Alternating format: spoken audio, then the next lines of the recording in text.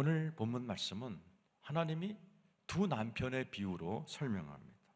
아주 못된 남편과 이렇게 결혼한 여자가 있었어요. 그 여자가 범죄로 벗어나는 게 아니에요. 남편을 음독 살인한다든지 자는데 뭐 망치로 죽인다든지 그런 게 아니라 아주 합법적인 방법으로 그 남편에게서 벗어나요. 그것만 해도 할렐루야인데 너무나 꿈에 그리던 멋지고 부유하며 거룩하며 또 나를 너무나 사랑하며 영원히 떠나지 아니하는 새 남편을 만나 새 출발하는 어떤 여인의 모습을 설명하면서 예수 믿는 너희들에게 이런 인생이 열린다. 왜 아멘이 안 나오시는지 모르 다 이게 살만하신가 보죠? 오늘 말씀을 잘 들으셔서요. 예수 믿는다는 게 여러분에게 상상한 그대로 말씀을 생각하면서 정말 너무도 힘든 결혼 생활에서 벗어나서 정말 새로운 남편 만나 새 인생이 열린 그 드라마 속에 그런 영화 많잖아요, 그죠?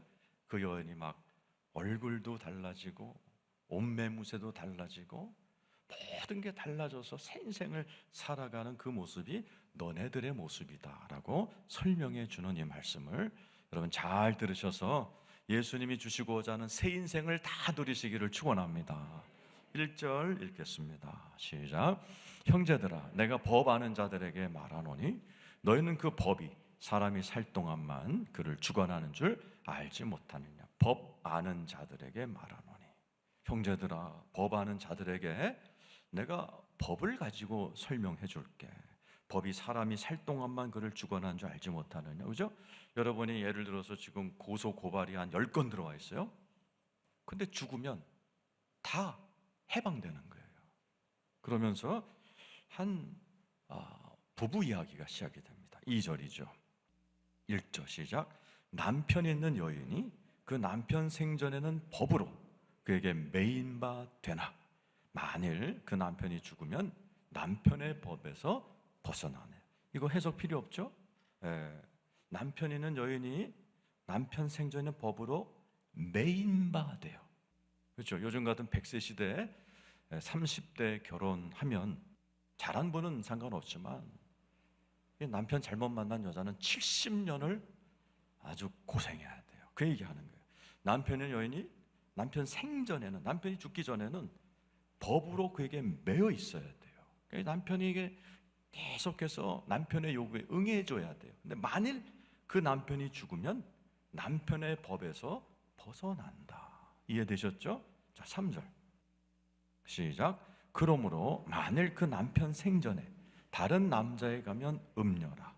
그러나 만일 남편이 죽으면 그 법에서 자유롭게 되나니 다른 남자에게 갈지라도 음녀가 되지 아니하니라. 설명이 필요 없죠? 남편이 시퍼렇게 살아있는데 딴 남자 만나면 옛날엔 간음법, 간통죄로 교도소 갔잖아요. 그 얘기하는 거죠. 그러나 남편이 죽으면 자유롭게 되어 다른 남자에게 가도 no problem, 아무 문제 없다. 자, 4절 다 같이 읽겠습니다. 시작. 그러므로 내 형제들아, 너희도 그리스도의 몸으로 말미암아 율법에 대하여 죽임을 당하였으니 이는 다르니 곧 죽은 자 가운데서 살아나신 이에게 가서 우리가 하나님을 위하여 열매를 맺게 하려 함이라. 자, 이 4절을 가지고 오늘 제가 한 30분 가까이 설명을 한 겁니다. 자, 두 남편이 나와요. 전 남편, 새 남편. 전 남편의 이름은 율법입니다. 이 율법이라는 남편은 완벽주의자예요. 제가 이 로마서를 준비하면서 일주일 동안 머릿속으로 드라마를 계속 찍었어요. 이걸 설명을 해드리기 위해서. 자, 어느 남편 제가 소개합니다. 머릿속에 상상을 하세요. 부부가 있어요. 근데 이 남편은 완벽주의자야. 새벽 4시만 되면 칼같이 일어나서 정장을 딱 입고 새벽 기도 갑니다. 아직도 누워서 자고 있는 아내를 향해서 한마디 꼭 하고 갑니다. 새벽 기도도 안 하는 게 집사냐? 하고 갔다 옵니다. 그리고 돌아오면 헬스클럽에 가서 운동을 해요. 그때까지 자고 있는 아내를 향해서 그러니까 네가 88 사이즈 입지. 응? 그리고 출근합니다. 이 완벽주의자는 집에서만 완벽주의자가 아니라 직장에서도 완벽주의자예요. 부하 직원을 쥐잡듯이 합니다. 너 이렇게 하면 안 되지. 너 그렇게 하면 안 되지. 너 당장 그만둬. 이런 식으로 하루 종일 사람들에게 요구하고 야단치고 고성을 지르다가 퇴근합니다. 깨끗이 샤워하고 옷을 갈아입고 아이가 성적표를 갖고 옵니다. 그러면 아내를 향해서 또 한마디를 날리죠. 아이를 어떻게 이따위로 키웠냐? 엄마 맞냐? 근데 틀린 말이 하나도 없다는 사실이에요. 다 맞는 말이에요. 그러나 이 부인으로서는 따라가기 힘든, 이 율법이란 남자는요 계속 요구해요. 그러나 도와주지는 않습니다. 도와줄 힘도 없어요. 살림 잘해라 그랬지만 생활비 갖다 준 적이 없고, 아이 잘 길러라 욕은 하지만은 아이 숙제 한번 봐주지 않는 아주 까칠한 남편이에요. 그게 율법의 모습이에요. 그래서 이 여자가 남편에게서 벗어나는 길은 딱 두 가지입니다. 이혼 아니면 사별이에요. 하나님께서 영적 사별을 시켜버리신 거죠. 4절을 우리 다시 한번 읽어보면 자세히 나와 있어요. 읽어보죠. 시작. 그러므로 내 형제들아 너희도 그리스도의 몸으로 말미암아 율법에 대하여 죽임을 당했다. 하나님이 누굴 죽였어요? 나를 죽인 거예요. 율법이란 전 남편에 대하여 죽임을 당했어요. 언제? 그리스도의 몸으로 말미암아. 예수가 십자가에서 돌아가실 때 저와 여러분도 예수와 함께 그 죽음에 연합하여 같이 나의 옛사람이 죽은 거 로마서 6장 때 배웠어요. 믿으시면 아멘 해보세요. 로마서 6장 4절 5절 6절이죠. 읽어보죠. 시작. 그러므로 우리가 그의 죽으심과 합하여 세례를 받음으로 그와 함께 장사되었나니. 그래서 세례를 통해서 우리가 설명했잖아요. 예수를 믿으면 첫 번째 예식이 세례요. 물속에 쑥 들어가는 걸 뭐라고 그래요? 장사되었다. 이는 아버지의 영광으로 말미암아 그리스도를 죽은 자 가운데서 살리신 것 같이 우리로 또한 새 생명 가운데서 행함. 왜 우리를 죽이셨어요? 새 생명, 새 인생, 뉴 라이프를 열어주시려고. 나를 괴롭혔던 전 남편 이름이 율법이죠. 율법은 막 욕을 합니다. 내가 그걸 못 따라가니까 마귀가 그걸 가지고 나에게 죄로 역사하는 율법, 마귀의 세력, 죄의 능력이 다 전 남편이에요. 거기로부터 자유케 하시려고 예수가 십자가에서 돌아가실 때 이고노 목사 일로 와. 너 나랑 같이 죽자. 그래서 저놈들하고는 아무 상관없는, 쟤네들이 아무것도 너에게 법적 효력이 없는 새로운 자유로운 존재로 내가 만들어줄게 하고 저와 예수님이 십자가에서 함께 죽었다. 그게 5절이죠. 로마서 6장 5절 시작. 만일 우리가 그의 죽으심과 같은 모양으로 연합한 자가 되었으면 또한 그의 부활과 같은 모양으로 연합한 자도 되리라. 그래서 연합된 거예요. 예수와 내가 한 몸이 된, 즉 부부가 돼버린, 하나가 돼버리는 사건이 십자가에서 일어났고, 여러분들은 나 그 예수를 나의 구주로 영접합니다. 이 말은 나의 남편으로 영접합니다라는 말이기도 한 거예요. 6절 읽어보죠. 시작. 우리가 알거니와 우리의 옛사람이 예수와 함께 십자가에 못 박힌 것은 죄의 몸이 죽어 다시는 우리가 죄에게 종노릇하지 아니하려고. 예수님이 왜 십자가에서 돌아가실 때 저와 여러분을 포함해서 죽이셨어요? 종노릇하며 살지 말라고. 전 남편이 시키는 대로 하지마. 법적 효력 끝났어. 여러분 예를 들어서 전 남편과 헤어졌다 칩시다. 전 남편이 전화 걸어갖고 된장찌개 끓여냐 말 돼요 안 돼요? 안 되는 거죠. 전 남편은 나한테 어떤 요구도 할 수 없어요. 법적으로 전 남편이에요. 이제 율법은, 마귀는, 죄는 나에게 어떤 효력도 발휘할 수 없을 정도로 예수님이 십자가에서 죄의 효력을 무효화시켰다는 사실을 여러분 믿으시기를 축원합니다. 그뿐만 아니죠. 못된 남편에게 해방된 것도 감사한데 새 남편을 소개해 주셨어요. 먼 나라에서 왔어요. 미국, 영국, 프랑스가 아니라 더 좋은 나라, 천국에서. 하나님의 아들, 프린스 오브 헤븐, 온 우주의 왕자님 예수 그리스도가 이 땅에 오신 게 크리스마스예요. 어디 계세요? 여러분 안에 들어와 계세요. 왜? 여러분에게 새 인생을 열어주시려고. 이분은 전 남편 율법과는 전혀 다른 사람이에요.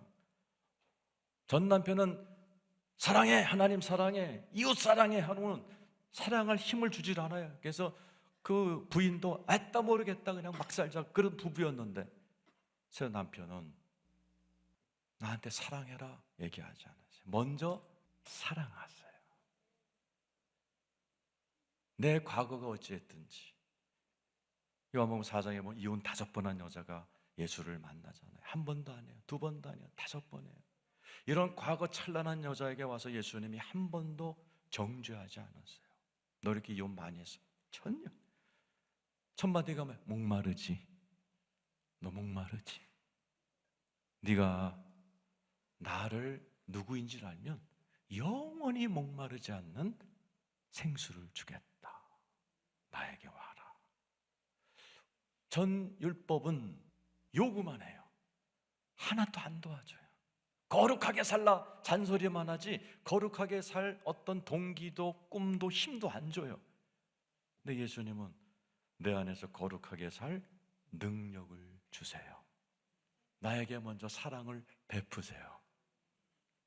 이 세상에서 가장 부유하고 가장 거룩하고 멋지고 그러면서도 나를 너무나 사랑하시고, 내가 이혼을 5번 했어도 no problem 끝까지 나를 안아주시고 일평생 임마누엘 떠나지 않기로 작정하신 새 남편 예수를 여러분들은 다 만나신 분들이에요.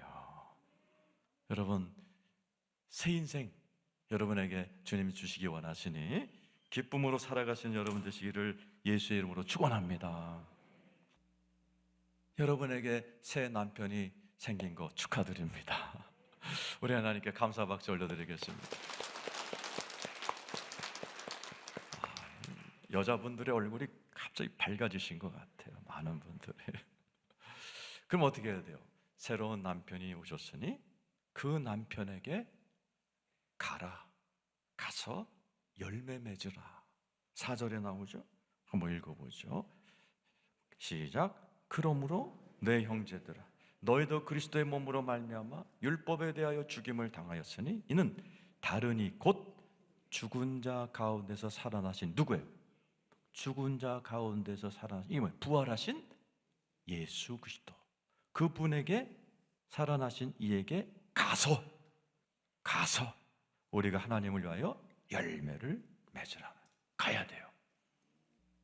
여러분, 예수 그리스도를 믿는 여러분, 우리는 예수 그리스도의 그 사랑의 품으로 날마다 순간마다 예수께로 가야 돼요. 그래야 부부가 한 몸이 돼야 아기가 나오듯이 예수 그리스도 새로운 남편을 딱 줬는데 그 남편에게 자꾸 가야 돼요.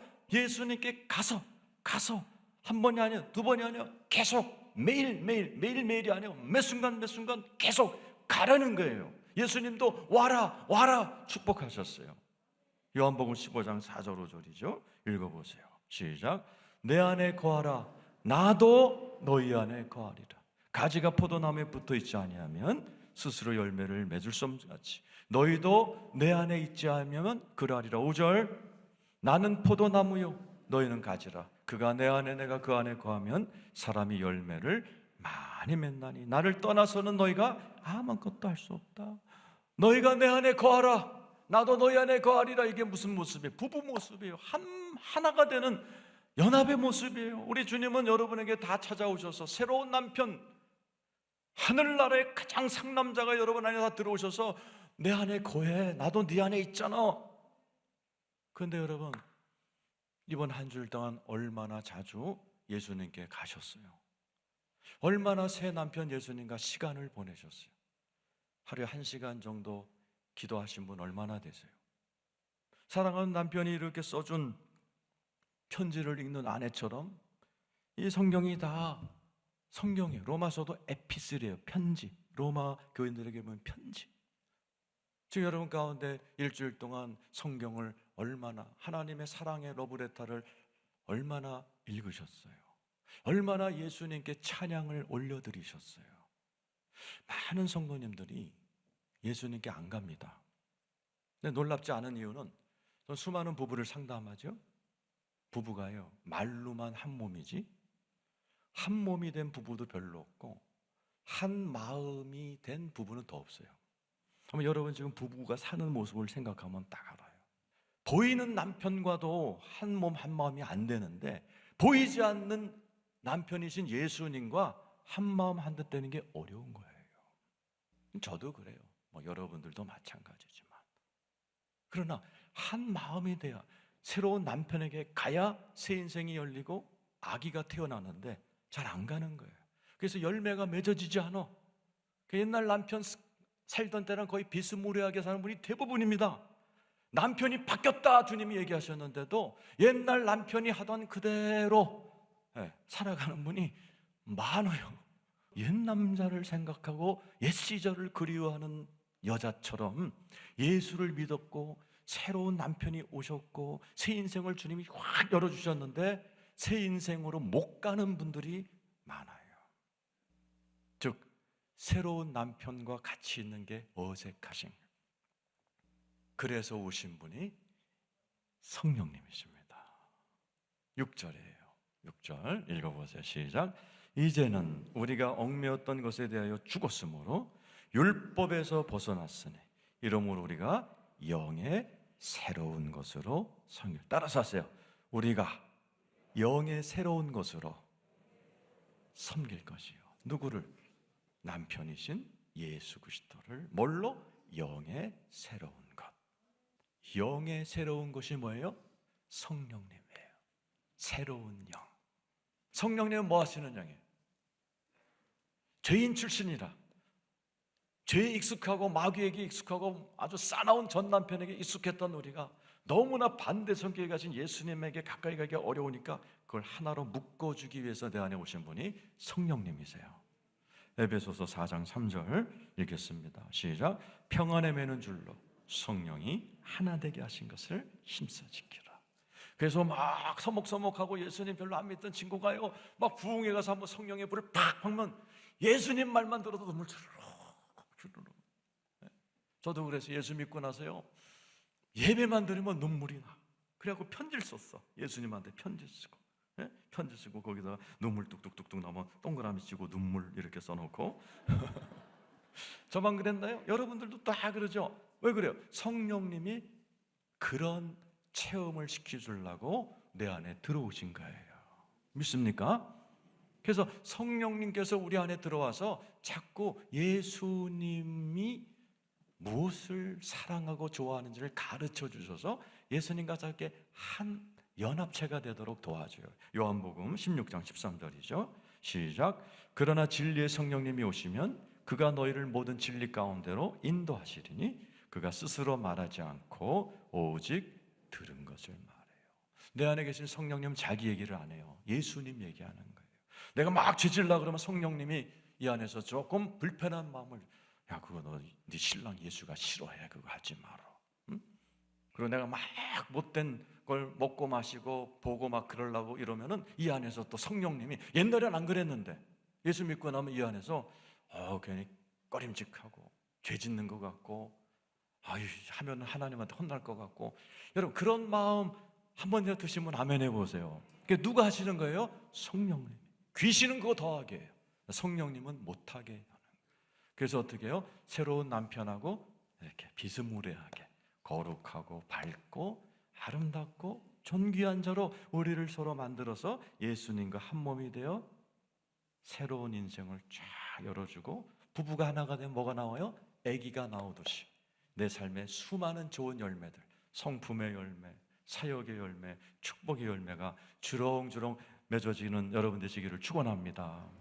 그래서 우리의 싸움은 매일같이 내가 내 안에 계신 성령님의 도움을 받느냐? 에이씨 하던 대로 해. 나 전 남편 그게 나 더 좋아. 전 남편하고 살던 시절이 더 좋아. 이거를 택하느냐는 여러분의 싸움이에요. 그에 따라서 열매는 천양지차입니다. 갈라디아 5장 18절입니다. 자, 시작. 너희가 만일 성령의 인도하시는 바가 되면 율법 아래 있지 아니하리라. 19절.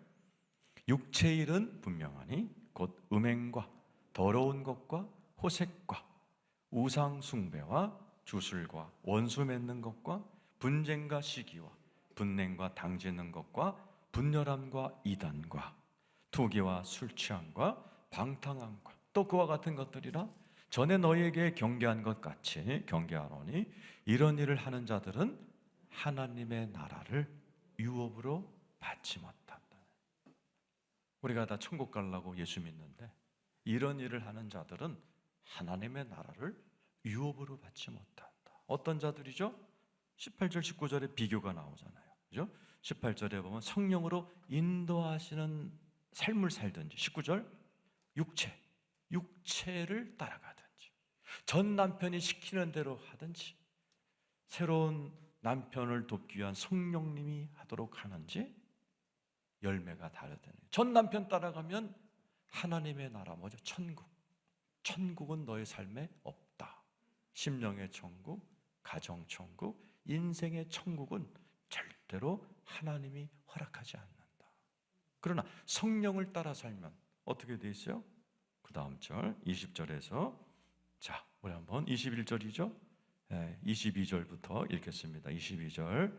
자, 시작. 오직 성령의 열매. 성령을 따라서 살면, 내 안에서 그러지 마, 예수님 싫어해, 이런 마음에 귀를 기울이고 내가 손과 발을 자제할 때 성령의 열매는, 시작, 사랑과 희락과 화평과 오래 참음과 자비와 양선과 충성, 온유와 절제니 이 같은 것을 금지할 법이 없다. 여러분의 선택이에요.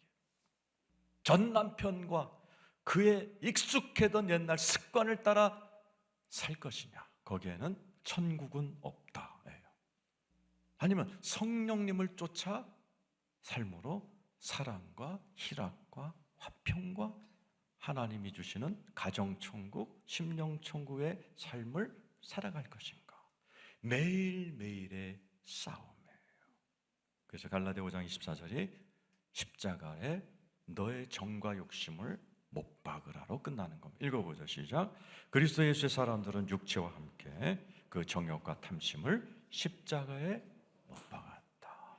앞에 있는 십자가가 있죠. 예수가 십자가에 죽으심으로 여러분의 전 남편을 다 끝내버리셨어요. 그리고 십자가에 죽으신 예수가 부활 승천하셨다가 여러분에게 남편으로 메리 크리스마스 하고 들어오셨어요.